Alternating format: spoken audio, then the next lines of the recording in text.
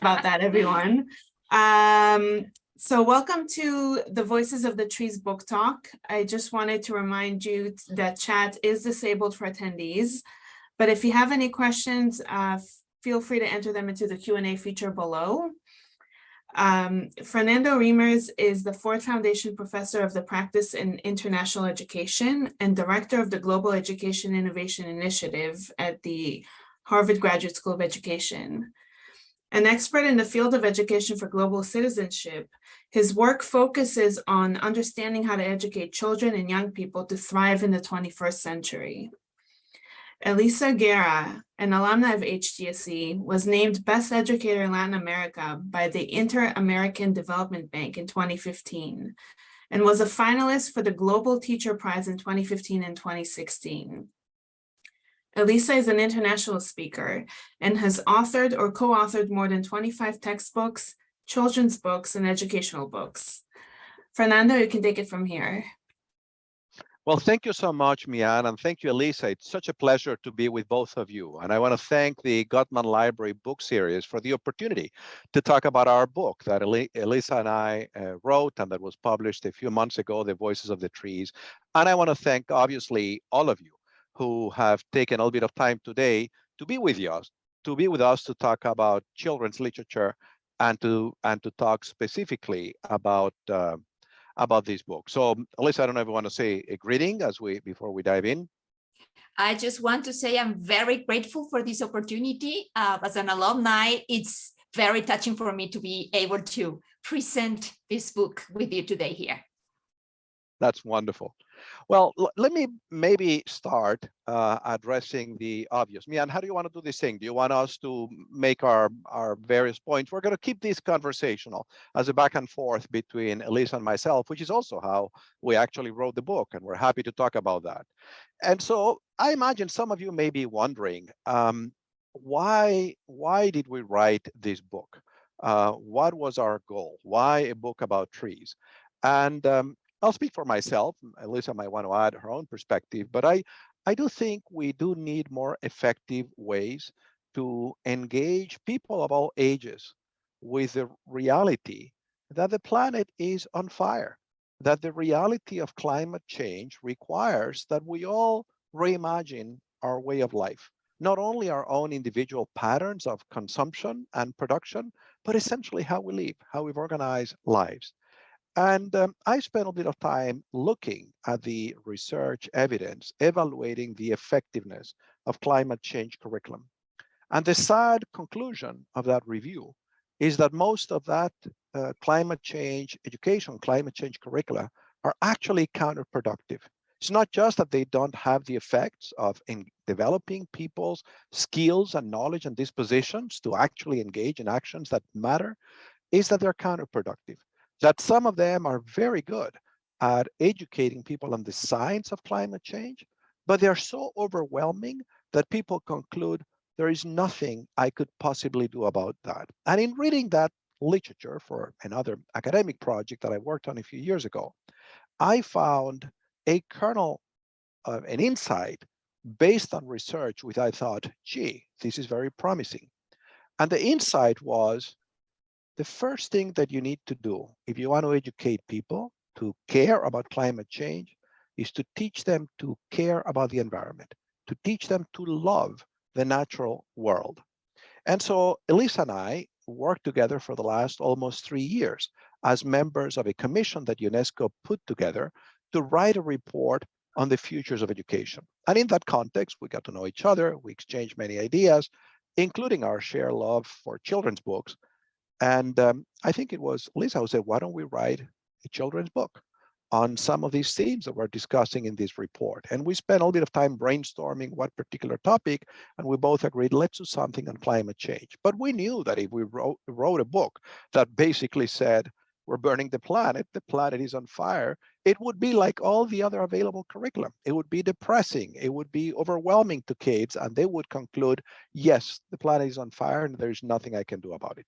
And so I think what we set out to do with this book was simply to encourage kids to be curious about the natural world that they inhabit, to spark their curiosity, their interest about these creatures that have lived much longer on this planet than humans have, that we call trees, and to get them to think about them, and to do this in a simple way. The simplest ways that humans have been communicating with each other since we know how to communicate, which is basically to tell stories. So that's what we try to do here, to tell a few stories to develop the curiosity. Now, let me ask you, Elisa, you are an award-winning teacher. You've been recognized in so many ways, and in your work, you do a lot of work with children of different ages. You have writing workshops, creative workshops, and so on. And I know that you have discussed this book with a range of audiences. So I wonder if you can share with us, your own motivation to write this book, but also your views on how this book has been received with the children that you have engaged with it. Well, yes, as a teacher, I am always curious, and trees have been kind of a fascination for me for a long time. When we decided to make this book about trees, well, we did a lot of research on them, and I got really excited about all the things that we were learning, and I couldn't wait to share those things with the kids. So yes, when we first introduced the book, we had, of course, the official presentation by the publisher, but you might remember, Fernando, that we also had a very nice conversation with my students, the students that produce with me all together a podcast called Las Primeras Letras in Spanish. The first letters will be in English. And it was a very joyful experience. These are kids ages 10 to 14 that are already reading. They love reading, they are readers, and they want to become writers. So the conversation was not just about how the book went and what the books told them, what the stories spoke to them, but also how could they engage themselves in this passion for writing and using writing to make the world a better place. But okay, those are my students. Aside from that, I have had the opportunity to share this book with groups of children in person, specifically at the Hay Festival in Querétaro.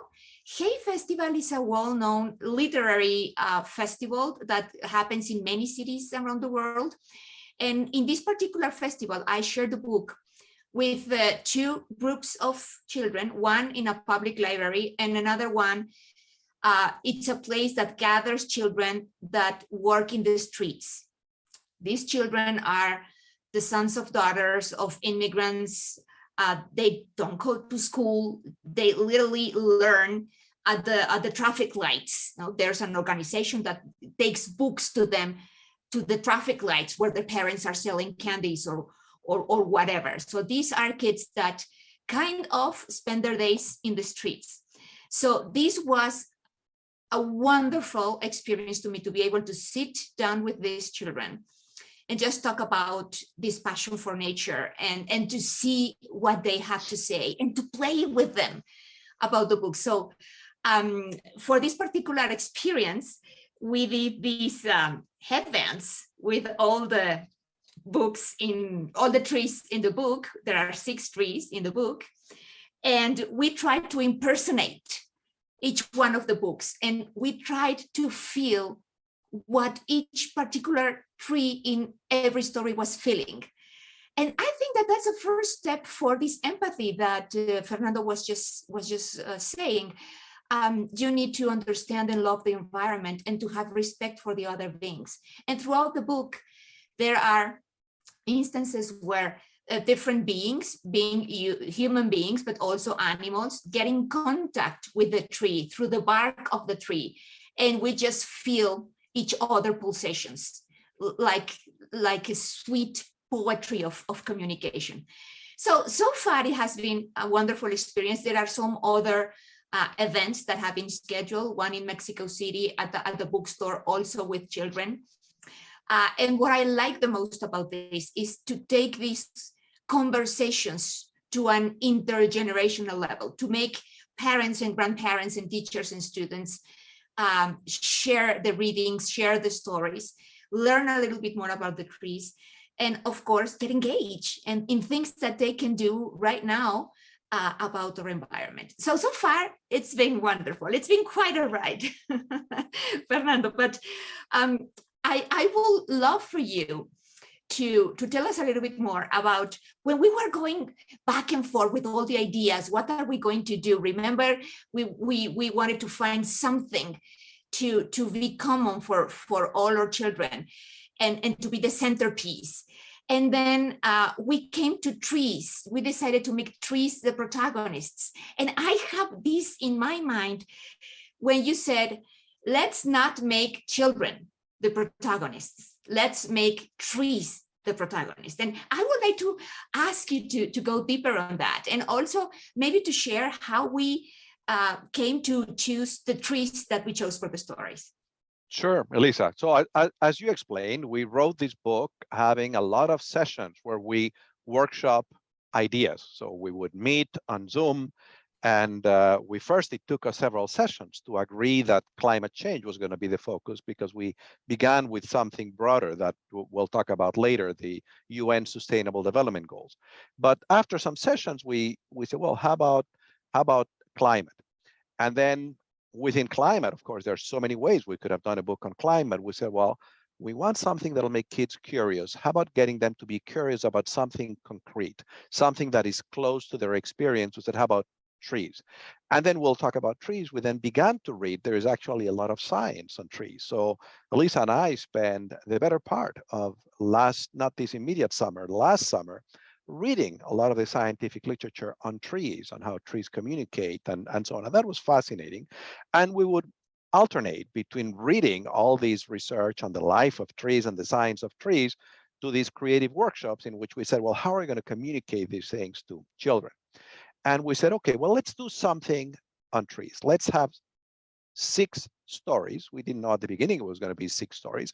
Let's have 6 short stories that have trees as the protagonist. And the reason we knew that kids were going to be in the picture, but the reason not to make kids the center of the universe is because that is one of the challenges with climate change, that for too long, we humans have been thinking ourselves as the center of the universe without much regard for the rest of creatures that we inhabit this planet with. And we said, well, let's help children, let's help decenter children. Let's help children understand that we are not the center of the universe. So let's make the trees the center of the stories. And let's have children in most stories, but actually not in all of the stories, so that the children can see that these creatures don't actually need us to live, and they've been around before we existed. So that's how we came to the idea of trees, and that's how we had the goal of decentering. Now, in terms of why the particular trees that we chose, we wanted the story to be authentic. And for the story to be authentic, we said, well, we need to write about trees that we know, and that means something to us. And we need to write about places that we know. So again, in these workshop sessions, in these sessions of creativity, we brainstorm a lot of possibilities. And we said, well, why don't we write about some trees that have some meaning to us? So for example, and we basically each began with a sketch of a story, and then the other one took that sketch and worked with it, and we had a lot of back and forth. Essentially, we wrote these stories at 4 hands. And but someone wrote the first sketch, and one of the stories that the book begins with is a story of a tree that exists in a plaza in Caracas, in the neighborhood where I grew up. And it's the story of the plaza that I used to go to play as a kid. And I remember that tree. That tree is very vividly ingrained in my memories. So I'm not in that story, but the tree is in this story. And similarly, I mean, Elisa can talk about some of the stories, but I know that there is a story of a tree in the city where she, in Mexico City, the capital of the country where she lives. And it's a tree in a beautiful park. Everybody who knows Mexico knows that park, and I'm sure there's a reason why she chose that tree and that park. One of the stories, by the way, it talks about a place which we both know. Actually, earlier last summer, I took a family vacation with my wife and my kids to a beautiful place in Hudson Valley. And in Hudson Valley, we came upon the place called Olana, the place that Frederick Church, the painter, made his home and where he painted his beautiful landscapes. And this was a vacation in the middle of this work that Elisa and I were doing, thinking up stories. And I said, I just visited this amazing place. We have to make this place one of the stories in the book. And I described it. She said, well, I'd like to see the place. So she took her daughter to that place as well. And she also fell in love with the place. So we wrote about that. So that's how we chose to make trees the protagonists, the center of the stories. We chose to have kids in some of the stories, but not all of them. And we chose to write about trees and places that actually had some meaning to us, so that we would have some authenticity in giving voice to these trees that we kind of knew in some way. But let me turn it over to you, Elisa, because we wrote this children's book as we were just finishing the draft of this report that we wrote for UNESCO. So for our audience, UNESCO in its history has 3 times put together an independent commission of educators to kind of look at the biggest challenges facing the world, and then to write a document that says, how should education systems respond to those challenges? How should they anticipate and build a better future? And the first time UNESCO did that was in 1968, and the second time UNESCO did that was in 1992. And in the fall of 2019, on the heels of the General Assembly at the UN, UNESCO's Director General, Audrey Azoulay, asked the sitting president of Ethiopia, Madame Saleh Work Zewde, to chair an international commission that would write a report on the future of education. And they invited both of us, as well as other colleagues, to write this report. And we spent 2.5 years writing these things. So at the time when we begin to write these children's stories, we're almost finished. We're not quite finished. We finished writing that draft, I believe, in September of the summer when we had drafted these. But we knew what the ideas were, and we had been talking about writing something together once we finished. But let me ask you, Elisa, in your own mind, what's the connection between the stories that we wrote and the key themes in UNESCO's report on the futures of education? Well, wow, there are just so many points we could touch there. Well, the report essentially speaks about the futures that we want, and not in a sense like this is going to happen, we need to get ready for those futures or these futures that are going to happen. No.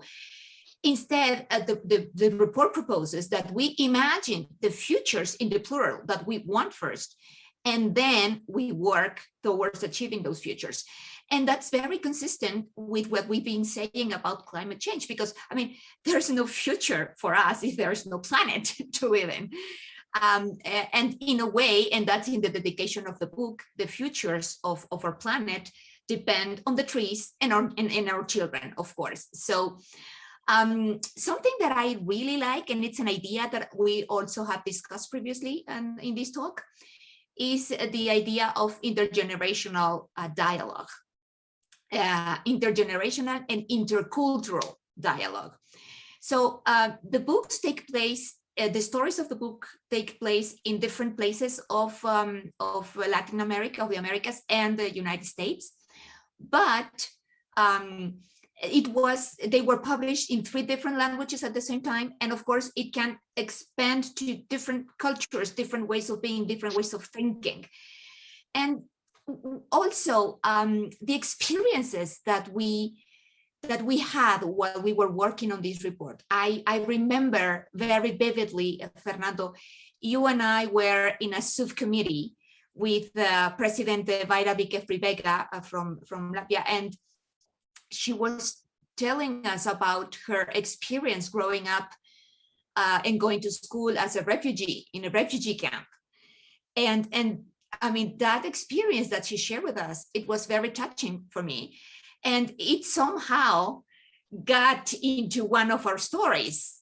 You may remember which one, the story that happens in Colombia. Of course, it's not exactly the same thing, but I mean, these kind of problems, migration, climate change, are problems that exist all over the world and that are common to many of us. So essentially then what we wanted to do with this book was to translate the great ideas of the report, which are very high level ideas and maybe hard to implement on a day-to-day basis, and just take some of them, the ones that were most related to climate change, but also to other topics of global citizenship, and bring it down to a place where children could enjoy them, digest them, talk about them, and really begin to make their own and make changes. And with this, Fernando, because you are probably the world's leading expert on global citizenship education, you know that there are, besides climate change, you know that there are some parallelisms that we explore in the book that are directly related to global citizenship education. And I would love for you, the expert, to maybe touch down a little bit on these ideas. Happy to do that, Elisa. For our audience, I define global citizenship as basically the knowledge, the dispositions, the skills to understand that among the many communities of which we are a part, one of them is humanity, is the world itself. And I've used as a guide in my own work developing curriculum on global citizenship, a compact agreed upon at the General Assembly of the United Nations in the fall of 2015 called the United Nations Sustainable Development Goals.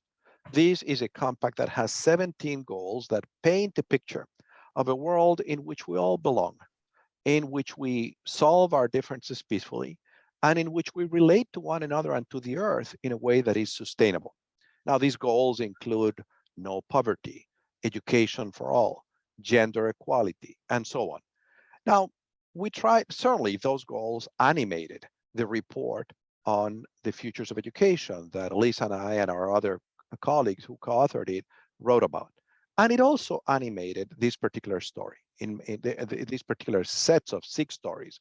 Within these stories, there are embedded in them many ideas that resonate with the SDGs. For example, the SDGs are largely about including people and embracing the many identities that define people, including those with disabilities, for example, including people of different nationalities, immigrants, of indigenous descent.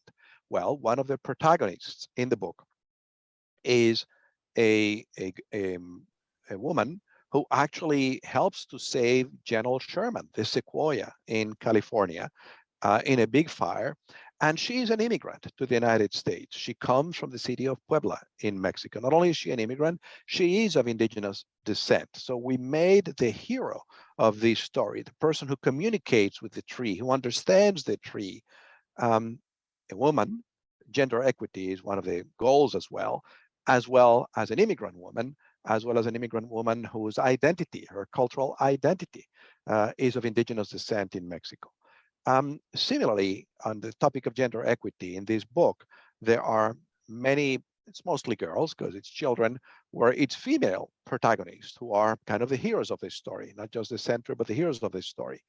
On inclusion, for example, people with disabilities, in the story that I was describing earlier, the one that takes place in the plaza in the neighborhood where I grew up, one of the protagonists of this book is a girl with Down syndrome, who is the one who actually understands what the tree is trying to communicate and leads all the children in relating to this tree in a way that doesn't hurt the tree, which they, not knowingly, they were hurting this tree in how they were, swinging from one of the branches and so on. So we have tried to build into these stories a number of themes that absolutely resonate and reflect the Sustainable Development Goals. But we've done that having fun. I mean, we didn't set out to write a heavy treaty on the Sustainable Development Goal. We set out to write some simple stories that would be fun, where we imagine children reading these stories with their grandparents, with their parents, with their siblings, and so on. And we try to have fun writing the stories. So one of the important decisions that authors of children's books have to make is who's going to be the illustrator. And when Elisa and I faced that decision, she said, well, my daughter is actually an illustrator of children's book, and she's illustrated some of my children's book. I looked at them and I said, well, I love them. Why don't we ask her if she would like to do that? And so her name is Ana Rogu. She is a professional illustrator of children's books.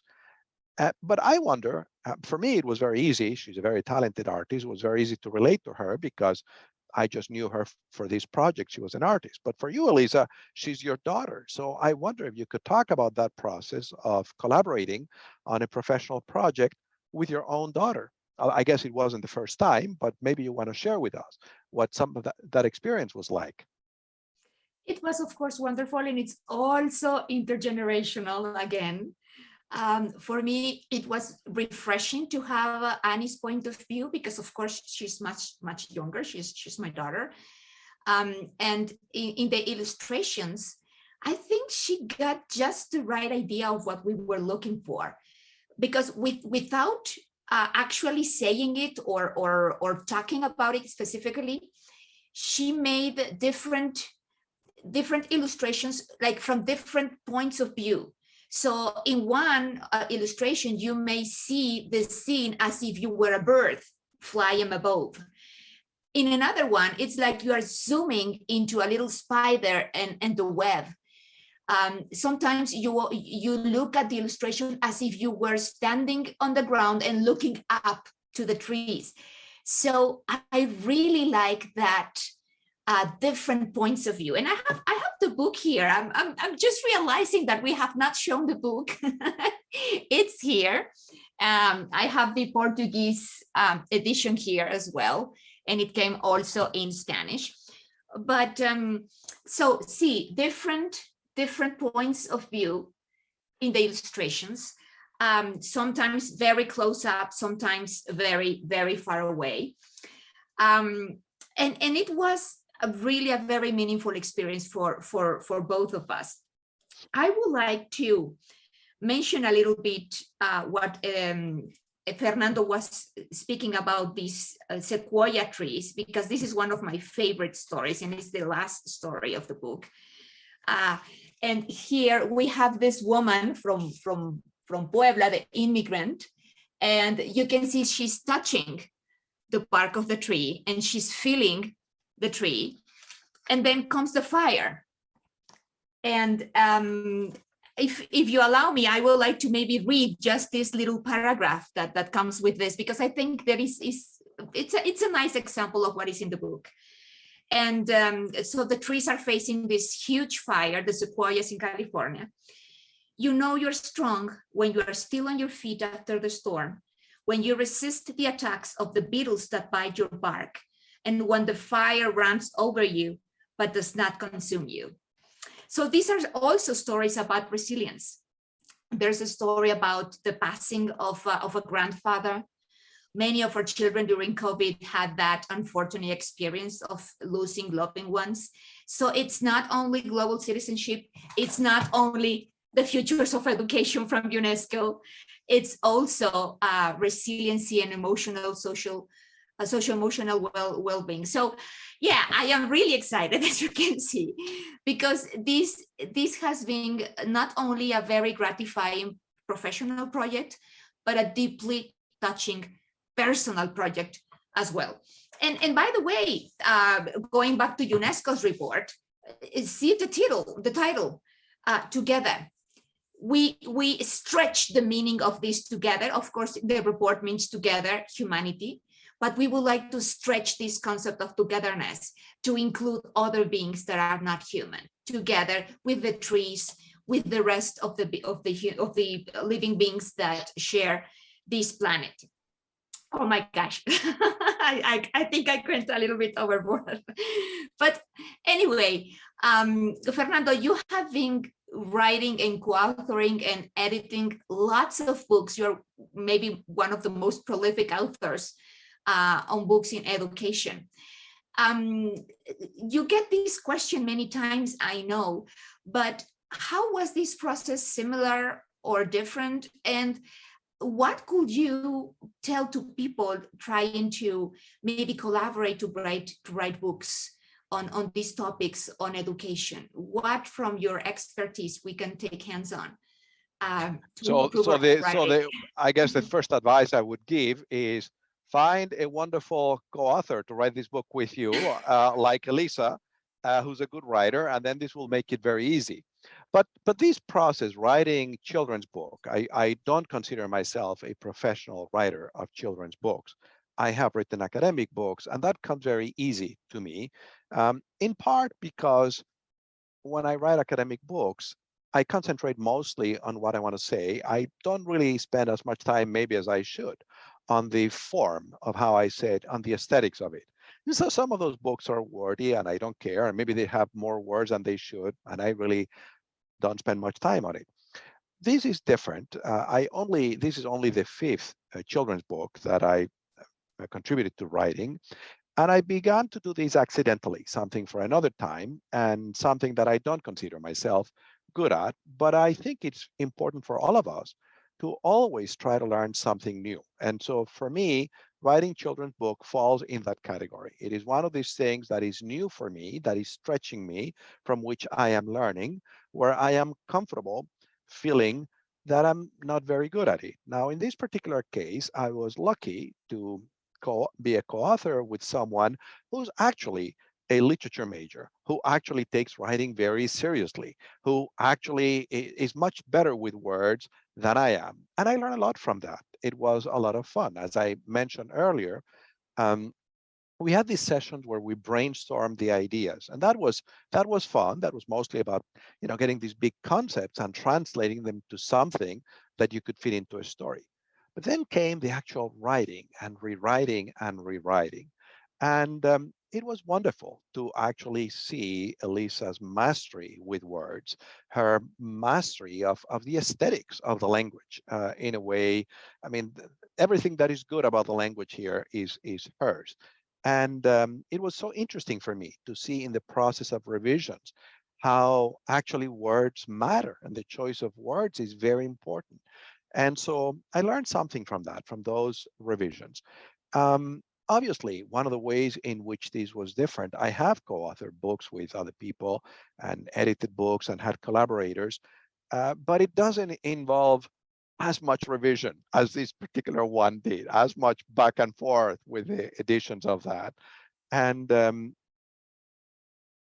I guess it was harder to write something that has less words, in having fewer pages, and in knowing that we had an audience of people with a more limited vocabulary than an adult. We have to work much harder at choosing the words that we're going to use to communicate these ideas. So it was, I guess this was different for me from the other books that I have written, in that it was more of a stretch. Just thinking about the form of the words was like if I was riding a bicycle for the first time. I had to be thinking about not losing my balance. I couldn't just do it on automatic. I had to say, wait a moment, I need to stay in balance in the bicycle. That's how it was. It was different. The other thing that was actually a lot of fun is that both Elisa and I are bilingual, but our first language is Spanish. So obviously when we talk to each other, we talk in Spanish. And when we have these sessions, we have these sessions in Spanish. And we knew, I didn't say that earlier, but in choosing what trees we were going to write about, we said, let's do something that is about the American continent, that covers North, Central, and South America, because part of what we wanted to convey was this notion that these borders that define nation states are a total human invention, that they don't define how other creatures, birds or trees, see their lives, that this is something that humans made up. And so that's why all these stories are situated in the Americas, in the American continent. It was an intentional choice. And so we knew that if we wanted to make this book accessible, we had envisioned a book that would be read by kids in Chile and by kids in Canada, by kids in California and by kids in New York, by kids in Mexico and by kids in Colombia. And so we knew that the book had to be in several languages, in English, in Spanish, and in Portuguese. So we kind of discussed the book in English. We discussed the book in Spanish, but then we wrote the first draft in English. And then we wrote it in Spanish. I think that's how we did it, if I'm remembering correctly. And then, or was it the other way around? We first wrote it in Spanish and then we translated it in English. Oh, there you go. So we wrote it first in Spanish, and then, but that tells you how my mind got engaged in that. At some point, I didn't know what language we were speaking, but the question of language was an integral question to the process of actually writing this book, in how we wrote it, how we thought about this book in different languages, and then how we paid attention to the process of translating the book.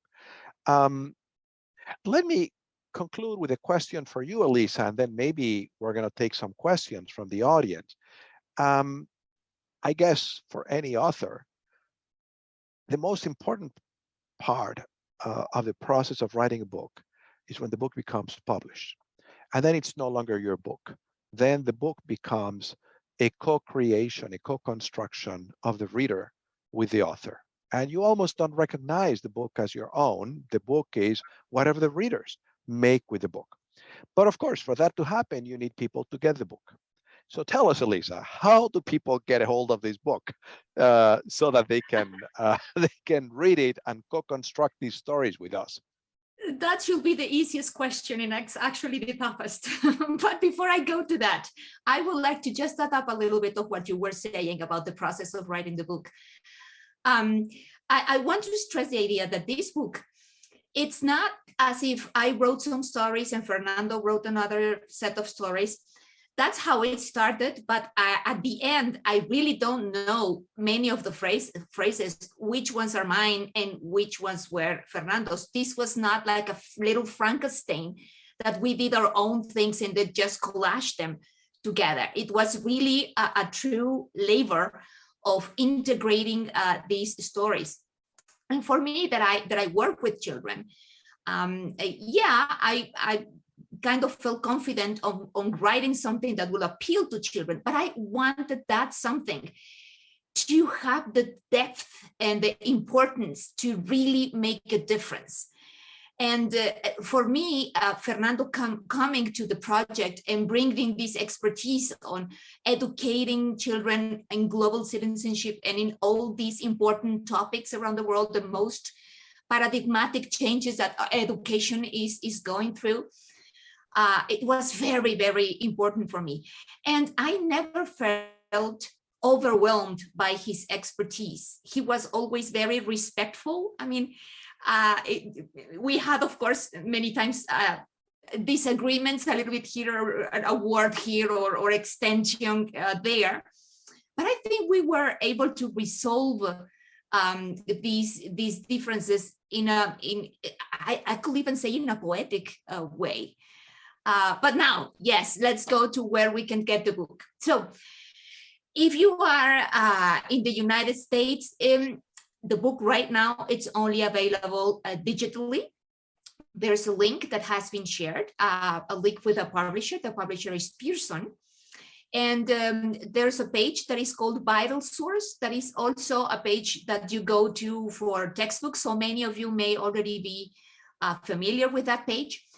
And once you get the book, which the digital edition is very inexpensive. I think it's $1.50 or $2 or something on the like. We wanted to make this book widely accessible.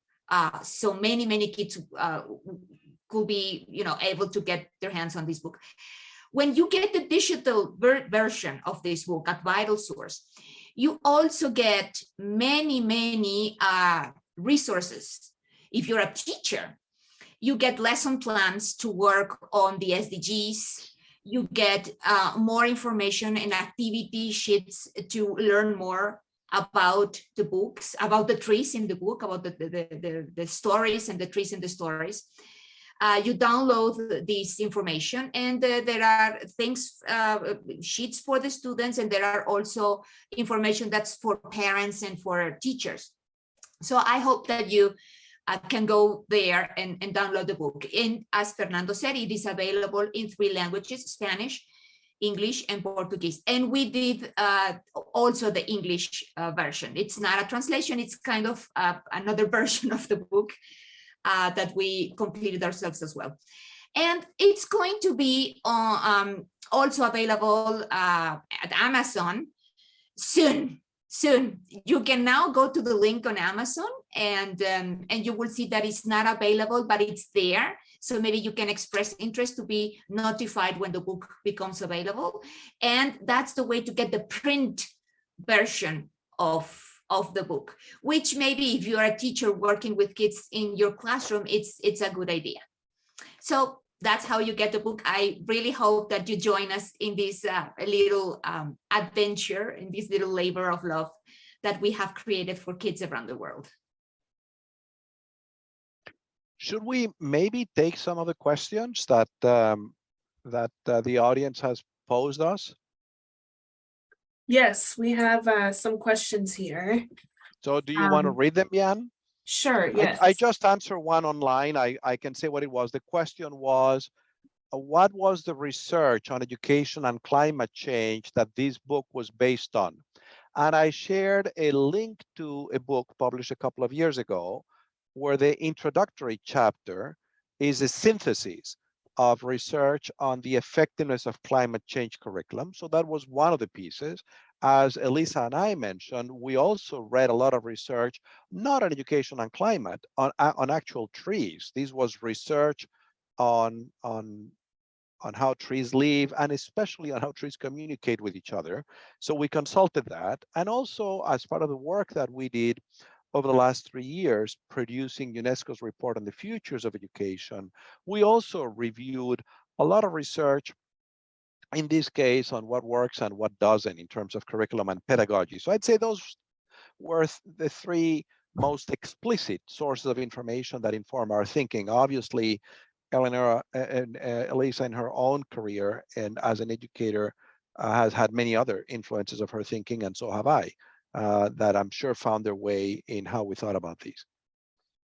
But maybe you want to read some of these questions here. Sure. Kids are attached to the internet these days. Are there any plans to place parts of the story of these 3 characters on social media / YouTube to help market your important messages to your main target audience? You want to take that, Elisa? I don't think as a plan there is any particular intention right now to put the stories on YouTube or Facebook. We have been doing events, as I said, mostly in person with the kids, but also some events online. I did another one with Microsoft, Read Aloud Day. So we would love to keep doing these kind of events to maybe be with the kids, join maybe some teachers, and maybe teachers and parents can do their own, teachers could do their own events with their students, of course, and maybe bringing along more students, and maybe share online what you're thinking about the book, and start a conversation around the trees.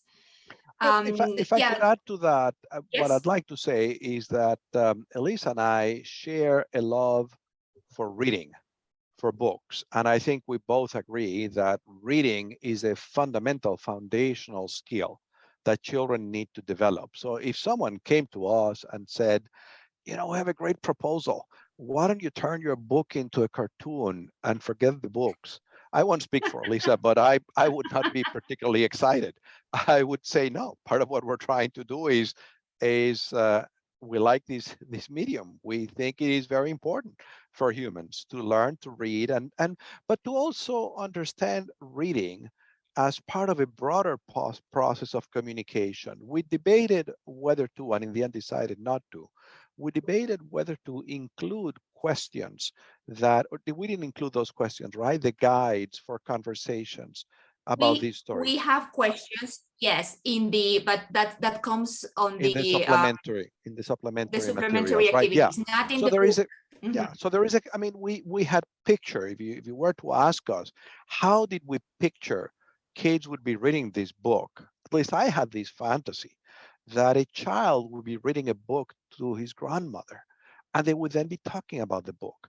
That a grandfather would be reading this book to his granddaughter, or that parents, we didn't think of parents because we tend to think of them as actually having less time than grandparents to read to the kids, but we imagine these conversations across generations animated for the books, and the books as pieces of a bigger set of conversations among people. And so I'm not opposed to other medium, but I wouldn't want to do it without the books and without the reading and talking about the books. Thank you. Next question. As a civics teacher, I am also trying to teach my students about the SDGs and incorporate the goals throughout the curriculum. Is there any particular order that you believe the goals should be introduced to children, either in order of importance or in a way that might be more relatable to them? Also, my students are high schoolers. This sounds like an amazing book to introduce such important ideas to children. Is there any similar reading that you would recommend for older students or a link to such resources? You want to speak to that, Elisa? Well, the book was intended first for 7 to 12 years old, but I mean, as the book evolved and progressed, I think that it could even appeal to older readers, even adults. You see, some of the beauties of this book is that we try to, by analogy, make very complex subjects much simpler. For example, this idea of the redistribution of resources, no? Of how the have-tos and the have-nots get into this dance, it can be challenging. And trees do that very naturally. And sometimes a seed just falls into a land that is not nurturing enough, and it's not that seed's fault. So how the rest of the trees come together to nurture that tree that is sick or that is not growing in the proper way and in the proper place, just because the greater good of everyone depends that every person of the ecosystem is doing well.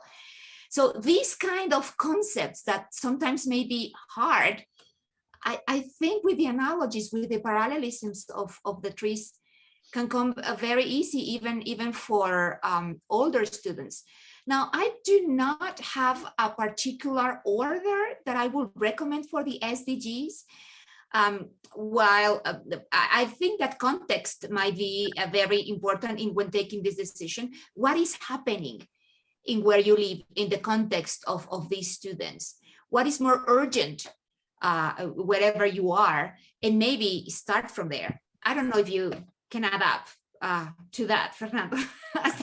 No. I think that does it. I mean, I don't know that there is a hierarchy of SDGs. I do think that SDGs are meant to be interdependent, which is to say that they all matter and they're all interconnected with one another. But I agree that the point of entry, I mean, the point of entry with any educational undertaking is always where the learner is. And for learners of different ages, it may be easier for children to connect with some of these SDGs than others. Maybe easier, for example, to connect with the notion of inclusion of other children than it would be for them to connect with a more abstract notion like sustainable consumption. But I mean, I suppose that's where the creative possibilities are in taking some of these somewhat abstract ideas reflected in the SDGs and turning them into something that meets the learner where they are.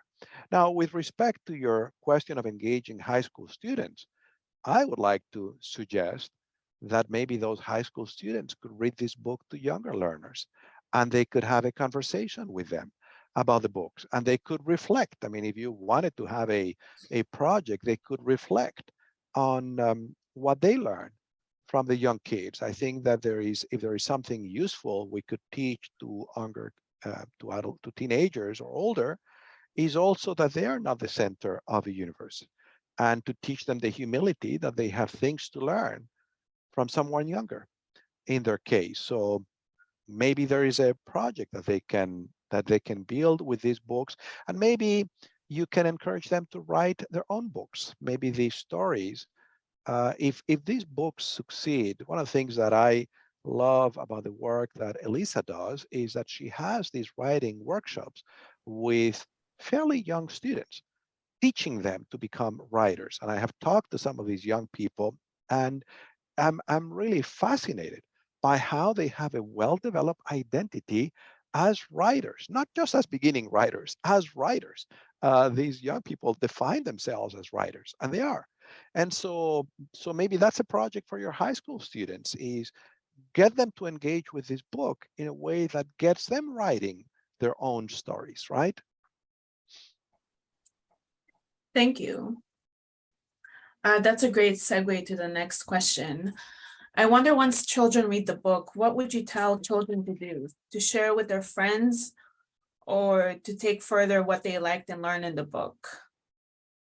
I could speak to that. Remember, we said our goal with writing these was to develop the curiosity and the love of children for the natural world that they inhabit. And so we hope that this book just opens possibilities for kids, that they will want in the suggested activities. We have some where we invite teachers to engage their students with observing some of the books in their surroundings and classifying. And then we have links to several websites that show the kids how trees, how the same species of trees are in different countries. So to take this notion forward, if a child observes a tree in their neighborhood, maybe in their school, if they're lucky to live in a school that has some trees, maybe in a park in the place where they live, that they observe that tree and they develop the curiosity to begin to do some research on that tree, and they realize that there is either the same species or variations of that species of trees in different places. And they become curious about those places. They become curious about how old those trees are and things of that sort. So we don't have kind of an action implication. This is not a book that is telling the readers, this is how you save the environment or the world. Not at all. It's basically telling them, look at these fascinating creatures. Don't you want to share in the joy of contemplating them, of learning about them? That's all we want, I think. I don't know, Elisa, if you have other hopes. Yeah, completely. And I also think that we should encourage children to find their own analogies. There are a lot of parallelism and analogies in the books. But for example, I just came across one of these that was not explored in the book, and that will make another great story. On doing more research to do these book talks with children, I came back to the research that Fernando and I were doing before writing the book. And I noticed that I had underlined another idea that did not get into the book, but it's beautiful. And it's how trees can fall in love with each other. So maybe two trees like each other so much that they intertwine their roots. It's like holding hands underneath the earth, which is very poetic, I think. But if you look at these trees, they rise together to the sky, but when they open their branches, they open the branches away from each other, as if they were not wanted to see each other. And the reason for that is that they know that each tree needs their own share of light to be able to grow and prosper. So they love each other so much that they are holding hands underneath the earth, but on the top of them, they are giving each other the space that they need to grow. That's a wonderful analogy for a couple or for a friendship relationship. So there are so many other analogies that we can find in the lives in the trees. Thank you. I have a question here about the source of the paper that will be used to print the books for the print version. I don't know if you know that. No. I mean, you mean which kind of trees in particular? Yes. We don't have the answer to that question yet. Okay. And I have a question that kind of touches on what you were just talking about, Elisa. Could you speak more on how trees communicate with each other? Oh, well, yes, that's fascinating. It's one of the reasons that we got so engaged. I didn't know many things about the trees before doing this research. There is a researcher in Germany. His name is Peter Wolbank, and there is a wonderful book, The Secret Life of Trees. It's one of the books, one of the many books that Fernando and I read for this project. And in this book, he relates how there are many ways that they communicate. The most important probably is through the roots. They share resources through the roots, and fungus here also play a part. They help ease the communication between the trees, but also through the scent that they throw into the wind. So for example, if a giraffe comes and starts biting the leaves of one particular tree, that tree will make its leaves bitter, so the giraffe stops chewing on them. And the scent that it releases as their leaves become bitter is perceived by the trees that surround that tree. So by the time the giraffe stops chewing on one particular tree and goes to another, that tree has already made its leaves bitter to protect himself. So that's the way they collaborate. It's amazing. So the giraffe needs to go farther away to a tree that did not get the message because it was just too far, and started all over. And like this, you will find so many fascinating facts about the trees. I'm still learning. If I could add, so we read a lot of research, certainly from Peter, but there is also a professor at the University of British Columbia. Her name is Suzanne Simard, which specializes exactly in the process that Elisa was describing of how fungus and roots, fungus play an important role in allowing trees to communicate, quote unquote. Obviously, we've used a little bit of poetic license when we say that the trees talk to each other. We don't mean talk with words the way humans do. We mean mostly the chemical processes that Elisa is describing, but it's a way of communication. Obviously, if you read the book, having read Suzanne Simard's or Peter's work, you see that we never say that the trees speak words, but if you read it, you could, if you're a child and you haven't read that research, you come away with the idea that they communicate. You could assume that they have talked or not. We don't say that they have talked. So anyway, there are plenty of resources for those of you who would like to educate yourself on how trees communicate. It's fascinating. Do you remember the other book, Elisa, that one of my colleagues who's a scientist gave me? Part of what we did as we were educating ourselves, obviously, is we talked to our colleagues and to our own respective networks. So they provided references. And there was this book, I forget right now, that we read. I think it was called Trees. It has the, you remember which one it is? You may have it in your library. Tree Story? Yeah, I think so. Yes, Tree let me get it. Stories. Yeah, it's a beautiful synthesis from a professor of a lot of this research on trees. But bottom line, there is a well-developed body of knowledge on trees and how that one, the Tree Story, and that one, exactly. Yes, that one.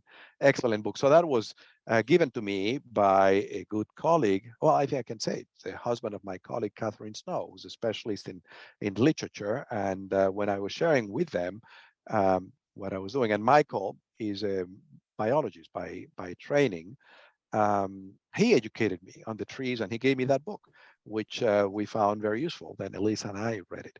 So there is a whole science on the lives of trees and how they communicate, which inform our then poetic licenses to write these books.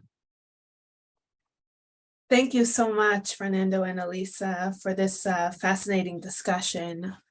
And the recording of this event will be posted on our website. I just dropped the link in the chat within 7 days.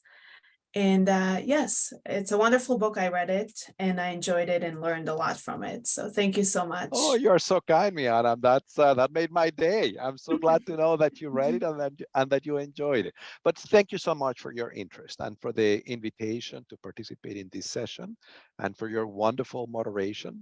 It was a pleasure to be with all of you. And to those who made the time to be with us today, thank you so much for the gift of your time and for your interest in literature for children, in children's stories, and in trees, and in doing what we can so that we take better care of these inhabitants of the planet that we share.